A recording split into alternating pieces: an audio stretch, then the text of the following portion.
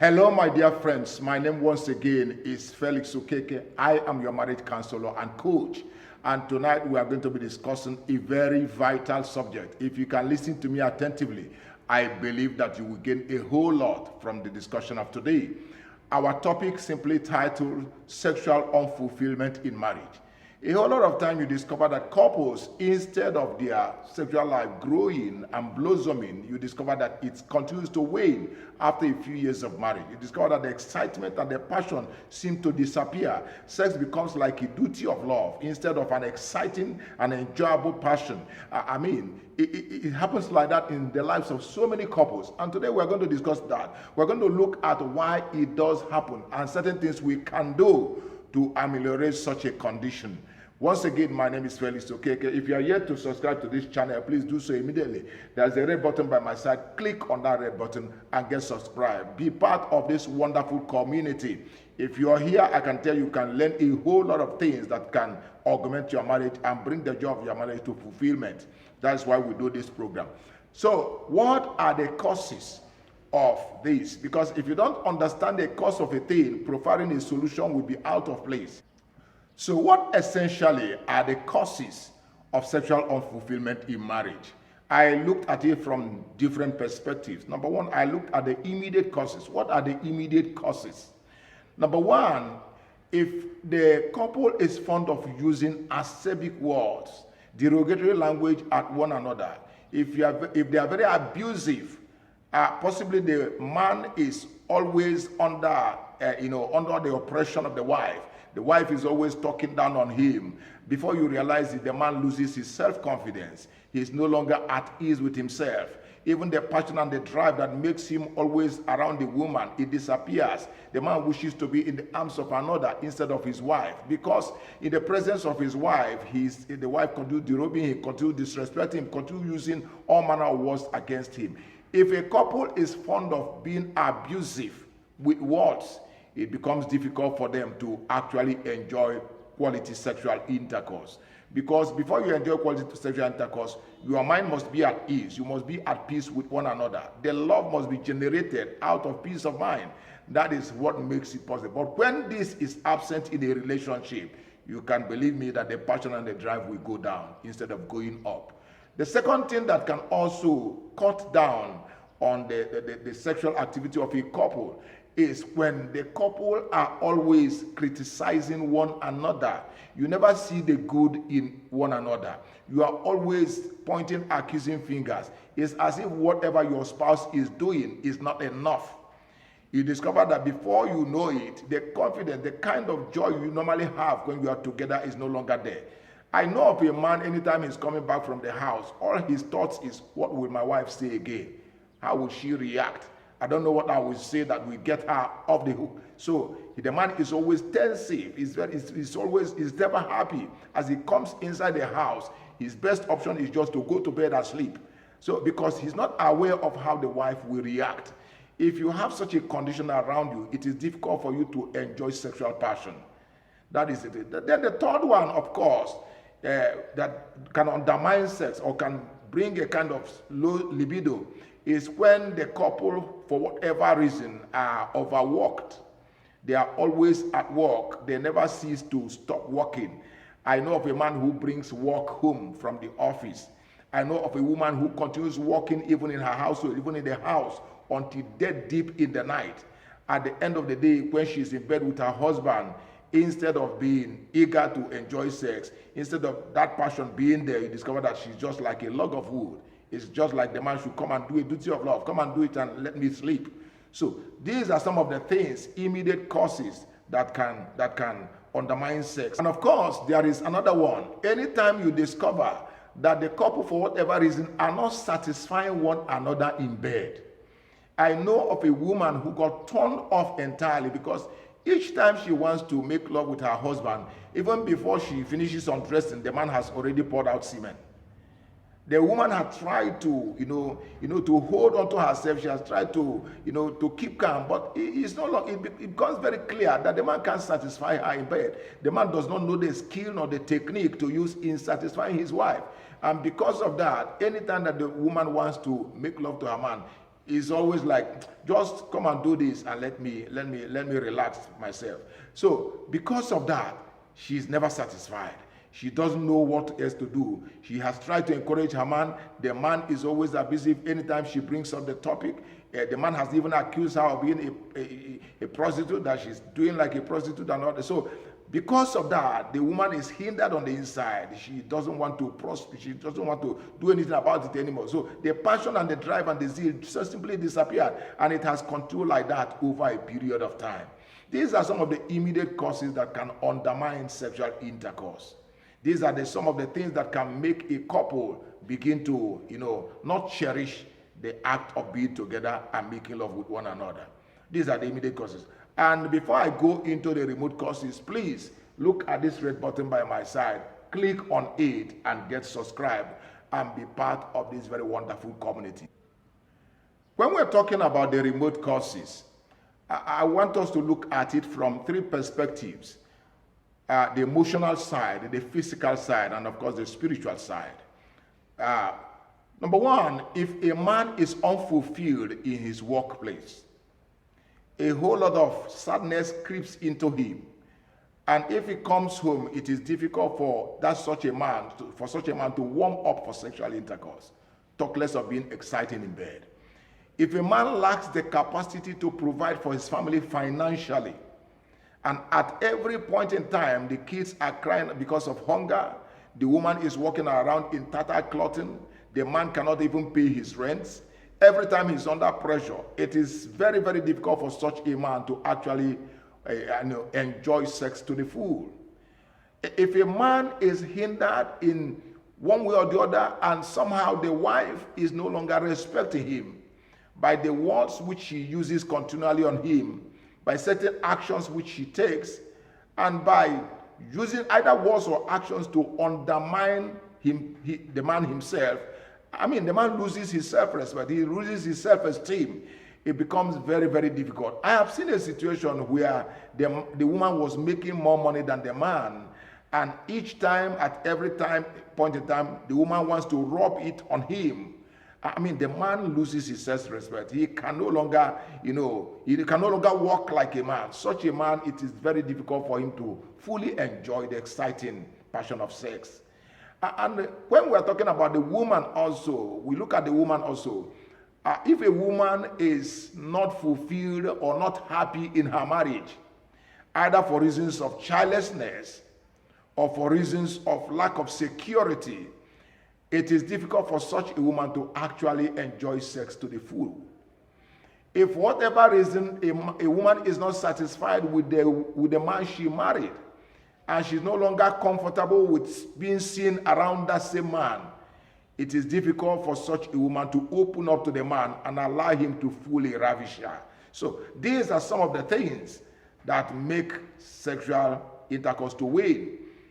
Overwork, like I said earlier, can also be a part of it. If you are overworked after a long period of time, it becomes a culture in the home. Sex is undermined. It becomes the secondary factor. So that at the end of every day, anytime that you are talking about sex, it's like, it's not important. Let's do this and find some other things to do. So these are some of the things.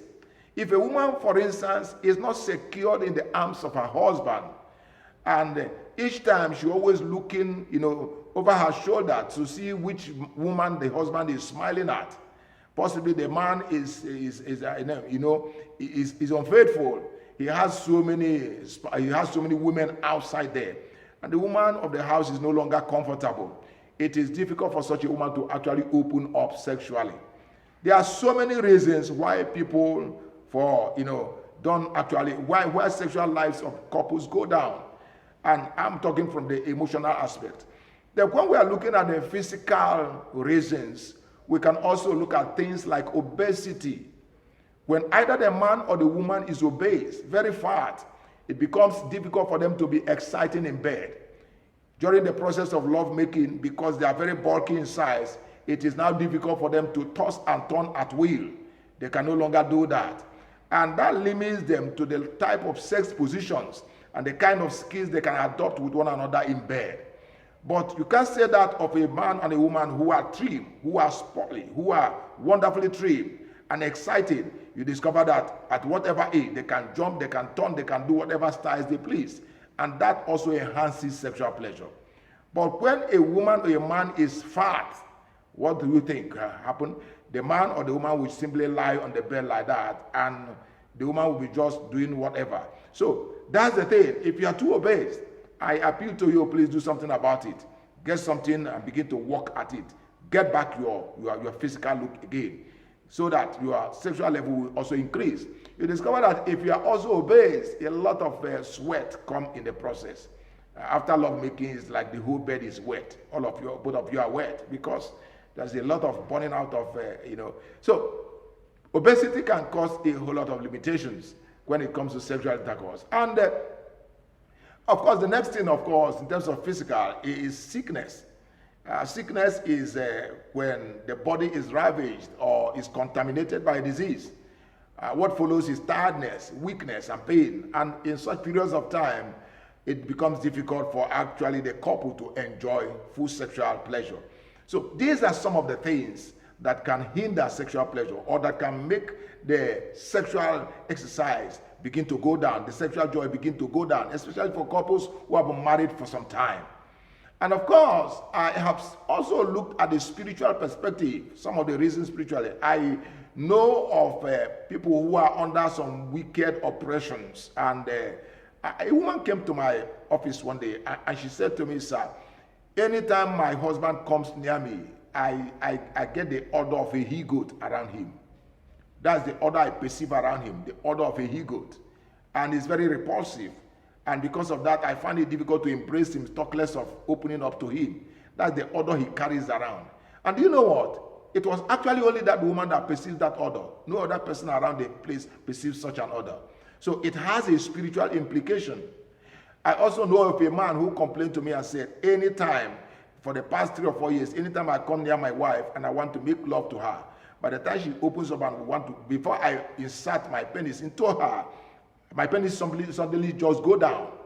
I can't achieve erection anymore. I've tried it several times, and I'm almost groaning. I don't know what else to do. At a particular point, the man now decided to check other women around to see whether such a thing is also repeating itself. He went under a trial and error. And you know what? Every other woman that he went for, there was an erection, and he had a full dosage of sex. It has a spiritual implication. Sometimes these things happen, and we need to understand this. We need to understand this, because if we don't understand it, we may be beaten about the bush. So there are spiritual reasons why it happened. There are physical reasons why it happened. There are also emotional reasons why it happened. We do this. We give these things out, this information out, for you to also do an internal audit of your own marriage and see what you can do to make your marriage better, so that you can enjoy one another better. Before I go into the solutions, I want you to look at the red button by my side. Click on it and get subscribed. This is a wonderful channel indeed for married couples. If you are married and you want to enjoy your marriage, Marriage Without Tears is a place to be. Just click on this red button, get subscribed, and be part of this community. Now, what are the solutions? The solutions is to understand the gift and the grace of kindness. Lovemaking is not only when you are both naked in bed. Lovemaking starts from the morning, from the day. It starts from the way you speak to one another. It starts from the way you respond to one another. It starts from the communication level between both of you. Lovemaking, it starts from there, and then you build it up. Lovemaking transcends just physical sex. It has an emotional connection. That is what lovemaking is. That's why when two people are making love, they are as much as one. It's an emotional and spiritual connection. That is why anything that can stop you from being emotionally or spiritually connected to your spouse is an enemy. So you must war against it. So that is where you start. The level of communication, the level of interaction, the level of intimacy. If you have a serious workload, and that workload has become an albatross that is hindering the joy of your family, please do the needful right away. When you leave your office, leave the job there. I want to let you know that if you drop there today, that job will continue. whether you like it or not. There are people who will continue doing that job. So why carrying the job home and undermining the joy of your own household? Drop the job in the office. When you come back home, take a good bath. Interact with your spouse. Let joy be spread forth so that the time you actually want to make love, it will come naturally. It will come naturally. It does not matter the kind of business you are doing. When the day when it comes to evening, please close the chapter for business and turn around the clock for the home. Look for the home. Look for the arms of those who are actually your partners in the journey of life. Your wife, your children, these are your partners. These are the people you are actually making all those kind of investments and all those kind of, all those kind of businesses for. So they must have their time. There is time for everything. So at the end of every day, put aside the work and come home and meet your spouse. Those are things to do. And of course, please, as a couple, be prayerful. There are so many things that are happening under the sun which you don't see with your physical eyes, but with the eyes of the Spirit you can see. So many things are happening. And there are so many causes, there are so many things that are happening which you must war against. There are things, spiritual things you don't see. Come before the presence of God and ask God for mercy and grace so that you will be able to live your lives as married couple fruitfully to the glory of God. I also want you to know that at the end of it all, it is just your wife or your husband that is your closest partner. Please, your closest partner is not that friend outside there. It's not that woman outside there. It's not that man or any other. It's your closest friend is your spouse. That is the person you are in a journey with. And I pray that even as we are here listening, please make this a very important part of your marital menu. Your wife, your husband, that's your closest ally. As we come back next week, we'll still discuss some other areas. Please let this very particular video be a point of researching and doing a self-analysis and a self-evaluation of your own marriage. And as you do so, may God give you the unction and the spirit to discover your weak points, your weaknesses, and then be able to come out of it. And then your marriage will be better. I thank you very much. And before you leave, please look at this red button, click on it, get subscribed. Be part of this great move. I look forward to seeing you next week.